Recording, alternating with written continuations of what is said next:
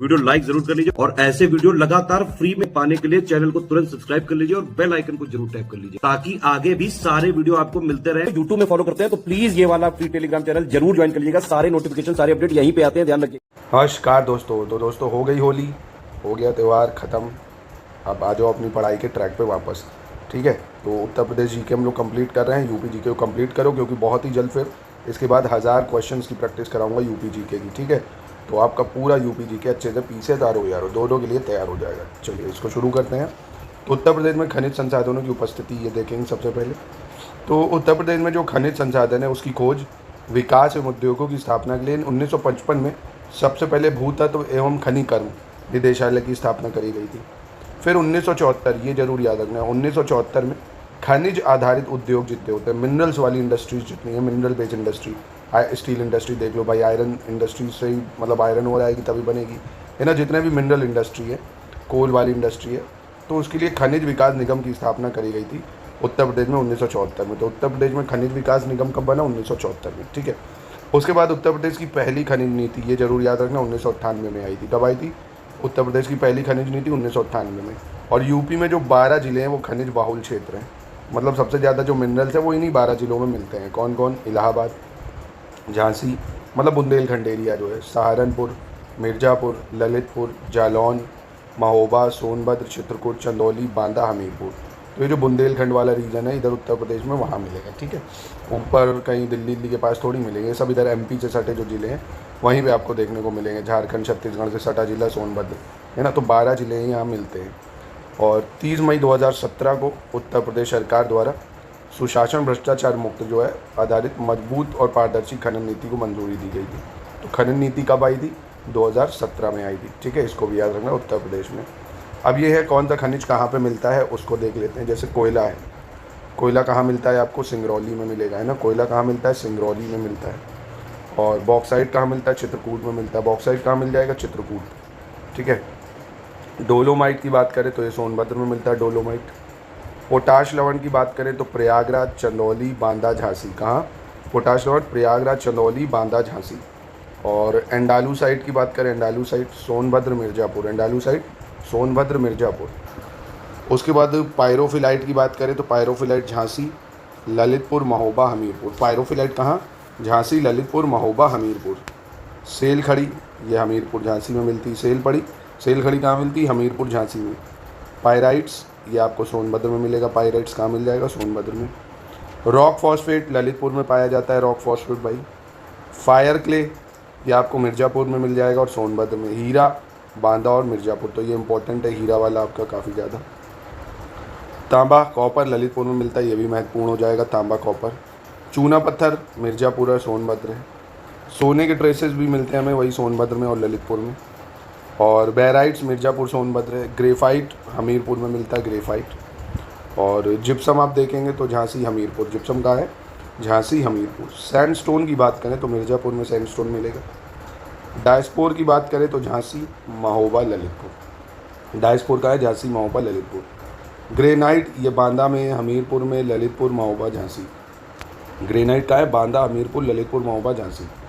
लौह अयस्क की बात करें तो ललितपुर में मिल जाता है लौह अयस्क। कैल्साइट की बात करें तो Mirzapur. Calcite Mirzapur. China clay Sonbhadra में है, चाइना क्ले। फेलेस्पार झांसी, फेलेस्पार झांसी। और गेरू बांदा में है, गेरू। ठीक है, यूरेनियम बहुत ज़्यादा इंपॉर्टेंट है ललितपुर में। संगमरमर इंपॉर्टेंट है मिर्ज़ापुर, सोनभद्र। एस्बेस्टस हो गया मिर्ज़ापुर, झांसी। कांच और बालू ये आपका प्रयागराज है, बांदा है, अलीगढ़ है, चित्रकूट। और गेरू बांदा, तो इसको मैं और अगर इंपॉर्टेंट कर दूँ, ये गेरू याद रख लेना, कांच बालू याद रख लेना, और यूरेनियम याद रख लो। संगमरमर हो गया इधर, ग्रेफाइट हो गया, ठीक है, और ग्रेनाइट हो गया। और इधर ये सोना, हीरा, ये ज़्यादा इंपॉर्टेंट। और कोयला, इनमें से पूछ सकता है। और जो मैंने ये ऊपर रेड कर दिए इन्हीं में से आपसे एक सवाल पूछ सकता है। ठीक, तो ये मिनरल्स हो गए। फिर ये उत्तर प्रदेश के प्रमुख संग्रहालय, इनसे भी सवाल कई बार मैचिंग में 4 दे देता है, उनका ईयर सेट करना पड़ता है। जैसे राजकीय पुरातत्व संग्रहालय, ये कहाँ है? कन्नौज में, 1996 में बना था। राजकीय पुरातत्व संग्रहालय कन्नौज, 1996। राजकीय संग्रहालय मथुरा में है, ये 1874 राजकीय संग्रहालय। राजकीय संग्रहालय झांसी में भी है, 1978 में बने थे। राजकीय बौद्ध संग्रहालय गोरखपुर में है, 1988। अंतर्राष्ट्रीय रामकथा संग्रहालय एवं आर्ट गैलरी, ये अयोध्या में है, 1988 में बना ये भी। जनपदीय संग्रहालय सुल्तानपुर का 1989 में बना था। राजकीय स्वतंत्रता संग्राम संग्रहालय मेरठ में ही 1997 में, ठीक है। राजकीय बौद्ध संग्रहालय देखो, एक गोरखपुर में, एक कुशीनगर हो गया। राजकीय बौद्ध संग्रहालय एक और है पिपरवा में, ठीक है। तो ये 3 है। फिर राज्य संग्रहालय है लखनऊ में 1863 में। राजकीय जैन संग्रहालय मथुरा 2003। भीमराव अम्बेडकर संग्रहालय ये रामपुर में है 2004। लोक कला संग्रहालय लखनऊ में 1989। कालका बिंदादीन महाराज की ड्योढ़ी व कसक संग्रहालय 2016। लाल बहादुर शास्त्री स्मृति संग्रहालय वाराणसी 2018। बाल संग्रहालय यह भी निर्माणाधीन है, तो इनको आप एक नज़र मार सकते हो। ये बहुत इंपॉर्टेंट है, उत्तर प्रदेश के प्रमुख शिक्षण संस्थान। तो पहली चीज़ ये जो 1 2 3 4 5 6, ये 6 की 6 जो यूनिवर्सिटी हैं, केंद्रीय यूनिवर्सिटी यानी सेंट्रल यूनिवर्सिटी हैं, इनको तो याद ही करना है, बहुत ज़्यादा ज़रूरी है कि उत्तर प्रदेश में कितनी केंद्रीय यूनिवर्सिटी 6। नंबर 1 प्रयागराज विश्वविद्यालय, ये कब बना था? 1887 में। इसका समय भी पूछता है ना, इसका समय याद रखना, 1887 में। बनारस हिंदू विश्वविद्यालय है। अलीगढ़ मुस्लिम यूनिवर्सिटी है। भीमराव अम्बेडकर विश्वविद्यालय ये लखनऊ में है भाई। राजीव गांधी राष्ट्रीय विमानन विद्यालय अमेठी और रानी लक्ष्मीबाई केंद्रीय कृषि विश्वविद्यालय झांसी 2014, ठीक है। ये 6 केंद्रीय विश्वविद्यालय हैं उत्तर प्रदेश में, ठीक है। उसके बाद कृषि विश्वविद्यालय, ये भी आपको करना पड़ेगा, जैसे चंद्रशेखर आज़ाद कृषि एवं प्रौद्योगिकी विश्वविद्यालय, ये कानपुर में, बस ये जगह याद रख लो, कानपुर। नरेंद्र देव कृषि एवं प्रौद्योगिकी विश्वविद्यालय, ये अयोध्या में है भाई। सरदार वल्लभ भाई पटेल कृषि एवं प्रौद्योगिकी विश्वविद्यालय, ये मेरठ में है। और Sam Higginbottom University of Agriculture Technology and Sciences, ये प्रयागराज में है। और बांदा कृषि एवं प्रौद्योगिकी विश्वविद्यालय बांदा में हो गया, ठीक है। तो बस ये आपको याद रखनी, बाकी देखो स्टेट यूनिवर्सिटी बहुत है, वो आपको नहीं याद रखनी है, बस इतना आपको याद रखना, प्राइवेट भी बहुत हैं। वे कृषि विश्वविद्यालय हैं जिन्हें ICAR द्वारा मान्यता मिल चुकी है। किसके द्वारा? ICAR द्वारा। अब ICAR का मतलब Indian council of agricultural research, ठीक है। इनके द्वारा मान्यता मिली चंद्रशेखर आज़ाद कृषि प्रौद्योगिकी विश्वविद्यालय, ये कानपुर में है, याद रखना, चंद्रशेखर आज़ाद कृषि प्रौद्योगिकी विश्वविद्यालय कानपुर। नरेंद्र देव कृषि एवं प्रौद्योगिकी विश्वविद्यालय फैज़ाबाद यानी अयोध्या। सरदार वल्लभ भाई पटेल कृषि प्रौद्योगिकी विश्वविद्यालय मेरठ। और UP पंडित दीनदयाल उपाध्याय पशु चिकित्सा विज्ञान विश्वविद्यालय गो अनुसंधान मथुरा। बांदा कृषि प्रौद्योगिकी विश्वविद्यालय बांदा, ठीक है। आपको ये याद रखना, रानी लक्ष्मीबाई केंद्रीय विश्वविद्यालय जो झांसी में, उसको ICAR द्वारा मान्यता प्राप्त नहीं है, 2014 में ये बना है, ठीक है। इंपॉर्टेंट है, इससे एक प्रश्न आने के बहुत ज़्यादा चांसेस हैं, है ना। इसको याद रखना कि ICAR द्वारा मान्यता प्राप्त है और झांसी वाला मान्यता प्राप्त नहीं है। फिर ये उत्तर प्रदेश की प्रमुख नदियाँ देख लो भाई, बड़े से छोटे में लगाने को आ जाती है। जैसे गंगा जी उत्तराखंड से जो आती है, तो आपको पता ही होगा, भागीरथी अलकनंदा, वो हम लोग ज्योग्राफी में पढ़ लेंगे, 2525 किलोमीटर। फिर यमुना है दूसरी सबसे लंबी नदी उत्तर प्रदेश में। घाघरा है तीसरी सबसे लंबी नदी, 1080 किलोमीटर। फिर चौथी है चंबल, 965 किलोमीटर। फिर है सोन, 780 किलोमीटर, MP से निकल रही दोनों ही। रामगंगा भी उत्तराखंड से 696 किलोमीटर की है। फिर राप्ती नदी आती है नेपाल से 640 किलोमीटर। बेतवा है 590, गोमती है आपकी 910, और केन हो गया 427, टोन्स 264, शारदा 350, है ना। तो बस ये मोटा मोटा याद रख लो, बाकी ये नदियाँ तो हम अभी उसमें ज्योग्राफी में आप पढ़ ही चुके हो, कहाँ से कौन सी निकलती, किसकी कौन सी सहायक नदी है। ये उत्तर प्रदेश की नदी है, कई बार पूछ लेता है ना इनमें से कौन उत्तर प्रदेश की नदी नहीं है, तो आप पहचान सको, है ना। गोमती, केन, टोन, शारदा, राप्ती, ये सब उत्तर प्रदेश में बहती हैं। अब दूसरा उत्तर प्रदेश की प्रमुख झीलें देख लेते हैं, ये इंपॉर्टेंट है काफ़ी ज़्यादा, एक सवाल इससे आ ही जाता है मैचिंग में। तो सुर सरोवर झील या कीठम झील भी इसको बोलते हैं। क्या? सुर सरोवर या कीठम झील, ये आगरा में।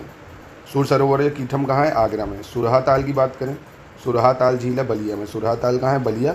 और सुर सरोवर कीठम आगरा। मोती और गौर झील की बात करें तो रामपुर में है। मोती व गौर झील कहाँ है? रामपुर में। करेला व इतौजा झील, करोइला व इतौजा झील ये लखनऊ में है। बड़ा ताल जो है गोखुर झील भी इसको बोलते हैं, शाहजहाँपुर में है बड़ा ताल। समसपुर झील रायबरेली में। समसपुर झील कहाँ है? रायबरेली। बरुआ सागर, लक्ष्मी ताल और भसने जलाशय, बरुआ सागर, लक्ष्मी ताल, भसने जलाशय ये झांसी में है। कोकिला कुंड, कृष्ण कुंड ये आपको मथुरा में मिलेगा। कहाँ पे मिलेगा? कोकिला कुंड, कृष्ण कुंड मथुरा में। कुंद्रा समुंदर और नवाबगंज झील ये उन्नाव में है भाई। बल्हापारा कानपुर, बल्हापारा कानपुर। मदन सागर की बात करें महोबा में है। मदन सागर झील कहाँ है? महोबा में। और भोजपुर ताल ये सुल्तानपुर में है। टंडादारी ये आपका मिर्ज़ापुर में है। औंधी ताल वाराणसी में ओनली था। बेला सागर ये महोबा में, बेला सागर। मोती झील कानपुर में है। और चित्तौरा झील या पयाग झील ये बहराइच में है। दरवन झील की बात करें अम्बेडकर नगर में है। दरवन झील कहाँ है? अम्बेडकर नगर में।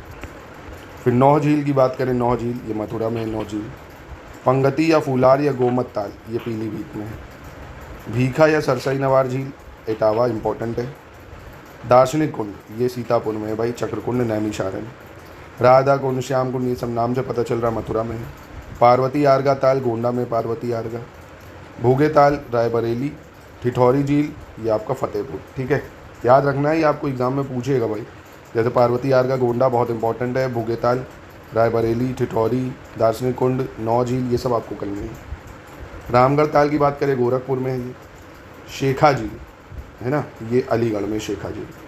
सागर ताल बदायूं में है। दहर झील, भिजवान झील ये हरदोई की है। वही सौत झील की बात करें मैनपुरी में है सौत झील। सीताकुंड अयोध्या धाम। बखीरा झील संत कबीर नगर बहुत इंपॉर्टेंट है। बखीरा झील संत कबीर नगर। और फिर आपका अलवरा झील कौसाम्बी। लीलौर झील बरेली। और बेती झील आपकी प्रतापगढ़। ठीक है, तो इसको याद रखना है। इनमें से अगर मैं फिर इंपॉर्टेंट कर दूँ, सुरहा ताल बहुत इंपॉर्टेंट है। समसपुर इंपॉर्टेंट है। और नवाबगंज वाली जो है वो बहुत इंपॉर्टेंट है। नवाबगंज झील, कीथम झील इंपॉर्टेंट है ना। ये जितनी मैंने बताई इनको ज़रूर अच्छे से कर लीजिएगा। तो आज के लिए इतना ही दोस्तों, कल मिलते हैं हम लोग, जिसमें हम लोग अब उत्तर प्रदेश के बांध वगैरह देखेंगे। ठीक है,